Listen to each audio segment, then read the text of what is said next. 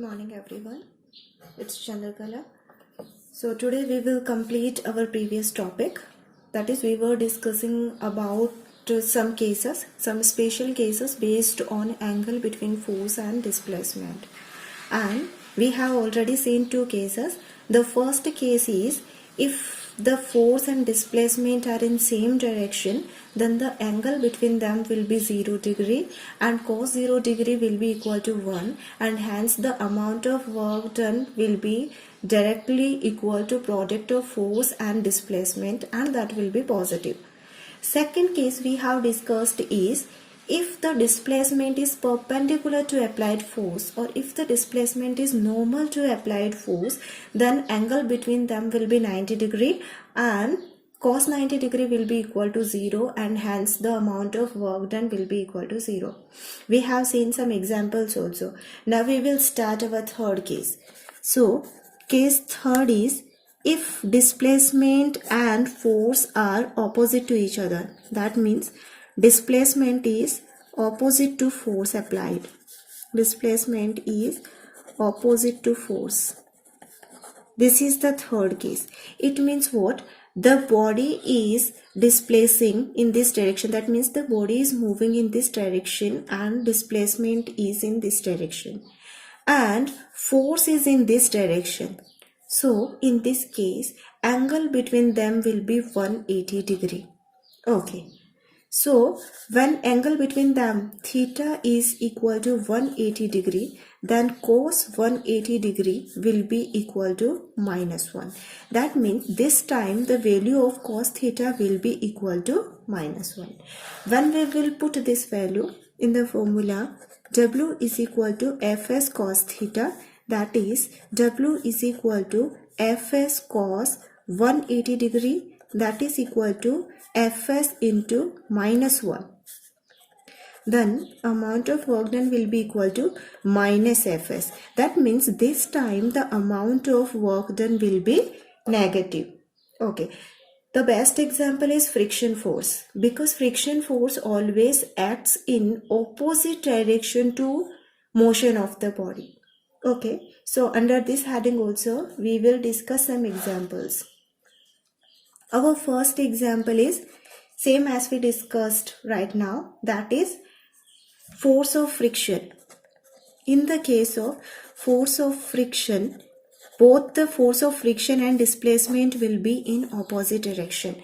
This example we have already discussed in one previous topic, that is when we were discussing about perpendicular force. That means one example, if a coolie is moving with load on his head and moving in a horizontal surface, he is not doing any work but still he is asking for money. In that case we have seen that why is he asking for money? Because he is doing work against a friction force, and we have discussed that if the displacement is in this direction, then the friction force will act in this direction. That means friction always opposes the motion of the object. That means if the object is trying to displace in this direction, then the friction will act in this direction and it will always try to stop motion of this body. And because of this force only, the objects are able to stop or are able to decrease its speed. Otherwise, according to law of inertia, it should continuously move, right? That means whenever the force of friction come into account, in that case, the angle between friction and displacement is always 180 degree. So from here, for 180 degree, the amount of work done will be equal to force into displacement into cos 180 degree, that is Fs into -1, that is equal to minus Fs. That means in this case the amount of work done will be negative. This is our first example. Okay. Now we will see one more example in this case. Second example is when ball thrown in upward direction. Thrown in upward direction. This is the second example. We have already discussed about gravitational force, force of gravity, right? So from there only we know that if we will throw a ball in upward direction, then we will have to apply one force in upward direction. Okay, then the speed of the ball will decrease, and ultimately at one point it will become at rest. It will come at rest, and then its velocity will become 0, and after that, due to gravity, it will fall down in the backward direction, that means downward direction, and finally it will reach again on the surface of the earth. This was the case. Okay, so see, ball is moving in upward direction. That means displacement is in upward direction. Ball is moving in upward direction. When a ball is thrown, it is moving in upward direction. So displacement is in upward direction. And the force of gravity will try to take this ball again on the ground, because the force of gravity always acts towards the center of the earth. This is earth. So the force of gravity will act in downward direction. So force is in upward direction, and displacement is in upward direction and force is in downward direction. That means in this case, both displacement and force are opposite to each other, and angle between them is 180 degree. That means again, after applying the formula, Fs cos 180 degree, and that is equal to Fs into -1, and that is equal to minus Fs. That means the amount of work done is again minus Fs. Okay. Now, before moving forward, we will see one more thing, and this force of gravity, this is the force of gravity, and we know that the force of gravity will be equal to mg, and the displacement is let h, then the work done will be mgh. Many times we have calculated this, so we know if the body is moving in upward direction and we have to find out with respect to gravity, we will put the value of F and S, then we will get this formula. Okay, before moving forward, we will see one thing which we have already seen, that condition of work done by force to be 0. That means condition for work done to be 0. Condition for work done by force to be 0. We have already discussed both the conditions. The first condition is if displacement is 0. In that condition, the amount of work done will be 0, because work done is equal to Fs cos theta. So if S will be 0, then the amount of work done will be equal to 0. Second condition we have seen, if theta is equal to 90 degree, then also the amount of work done will be equal to 0, because cos 90 is equal to 0. Okay, so these are two conditions when a force is applied. After that, even after applying the force, the work done is 0. These are the two conditions. Now see, we have seen many examples. We have studied 3 cases. It's not always necessary that the angles will be 90, 180 or 0 only. It can be 30, 60, 45. So we have to remember some more values of cos theta along with that. But whatever we have studied till now, the examples which we have studied, there if we will read them carefully, then there can be some doubts. You see, I will discuss 2 of those things. If you have studied them carefully, then you see, if you remember, we have seen first example, free fall of a body. And in that case, we told that due to gravity, the force is in downward direction, and the body is falling in the downward direction, so displacement is also in downward direction. And then we told that the amount of work done is positive, okay, or you can say mgh. This we have already discussed. Then we have seen one example, that if the coolie is lifting the object in upward direction, he is applying force in upward direction, and the load is also moving in upward direction. So both F and S are in same direction. So the amount of work done will be again positive. That is equal to mgh. One example right now we have seen, and that is if the ball is thrown in upward direction, then the force of gravity will be in downward direction and the ball is moving in upward direction. So angle between 180 degree and it will be equal to minus Fs, that is equal to minus mgh. Okay. If you will see these examples carefully, you see these two examples. Here the coolie wants to raise the load in upward direction. Okay, he is raising the load in upward direction and work done is positive. Here also the ball is moving in upward direction and for that you will have to apply some force, but still the work done is negative. Why is it so?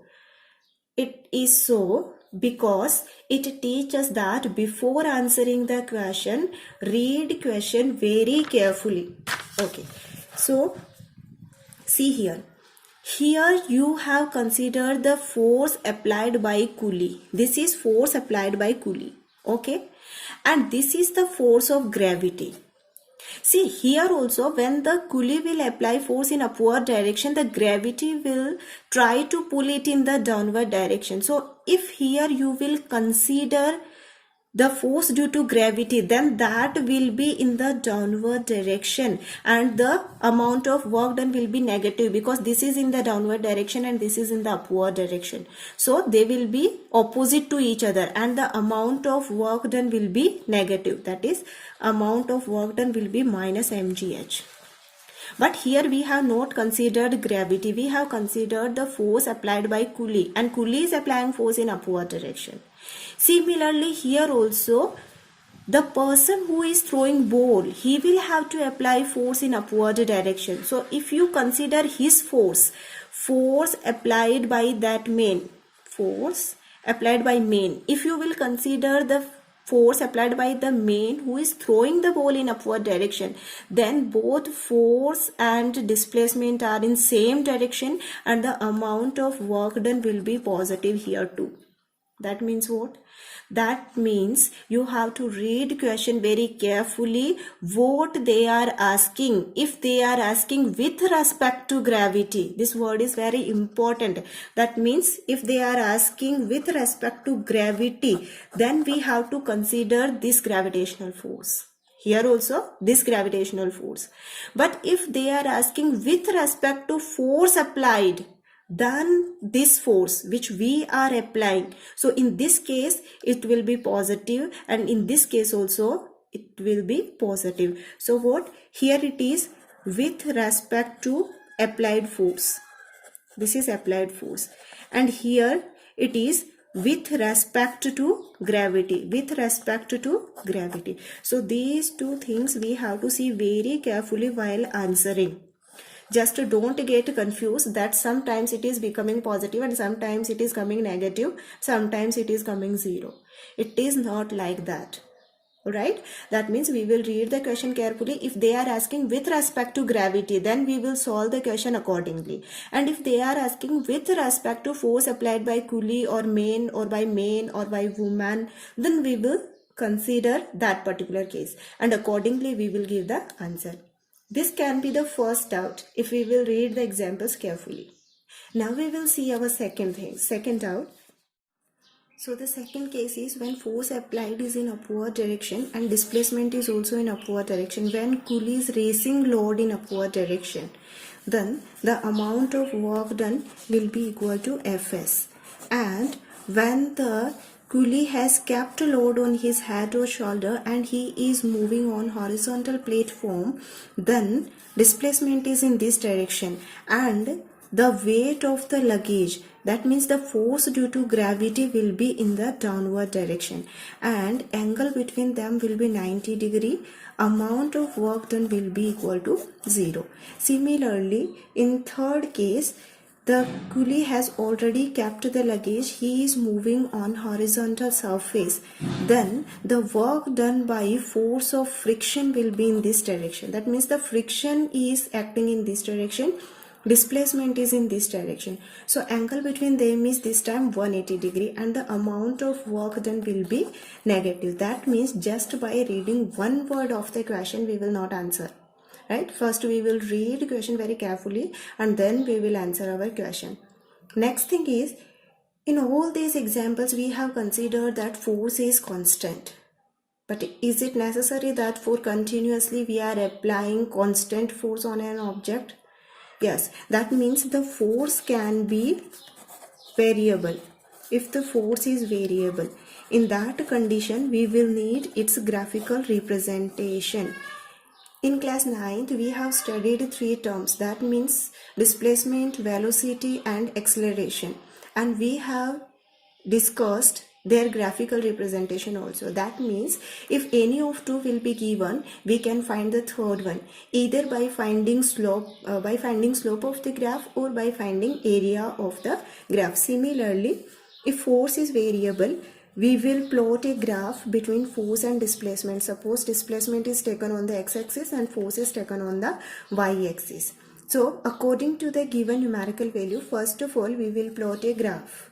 Then we will get a figure enclosed by this graph, that means this area.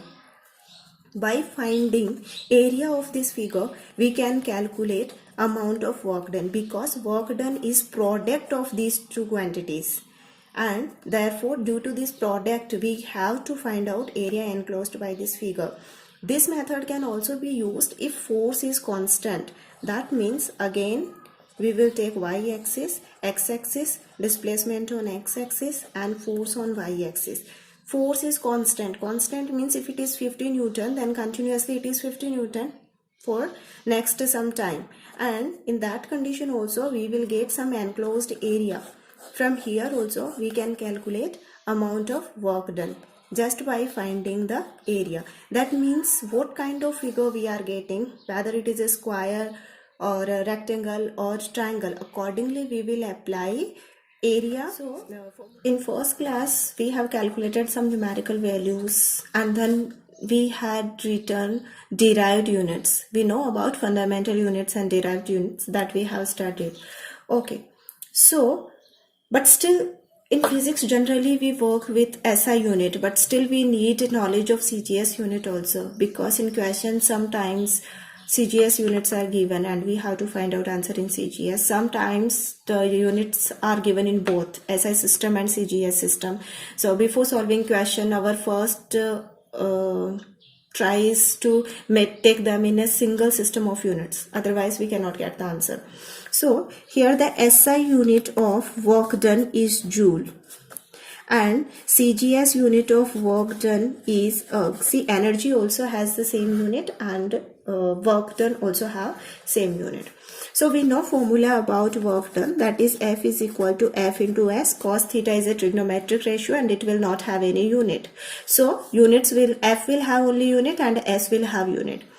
If the unit of work done we are saying it is joule, and we know that SI unit of force is Newton, and we know that SI unit of displacement is meter. This we know, right? So that means joule is equal to Newton into meter, and in first class we have used this derived unit only, that is Newton into meter.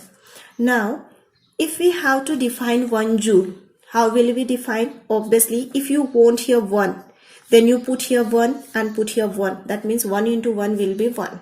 Okay, 1 joule is equal to 1 Newton into 1 meter. So from here we can write a definition of 1 joule, and that is, if a force of 1 Newton displaces a body by 1 meter in its own direction, then the amount of work done will be 1 joule. Or in other words, 1 joule of work done, it's said to be when 1 Newton of force is applied on an object because of. So 1 joule of work done is equal to when a force of 1 Newton is applied and which causes the displacement of 1 meter in its own direction. Why own direction? Because in that case the angle will be equal to 0 degree and cos 0 degree will be equal to 1. Okay, that means that value of cos theta will not affect its value, right? So this is 1 joule. And similarly, if we will talk about CGS unit, then in CGS unit we have to define 1 erg, and that will be equal to 1 dyne into 1 centimeter. That also we know. That means 1 erg is the amount of work done when a force of 1 dyne is applied and it causes it causes a displacement of 1 centimeter in its own direction. That means again the angle will be equal to 0 degree. Now we have to find out relation between joule and erg. You see, from here we will write once again 1 joule is equal to 1 Newton into 1 meter.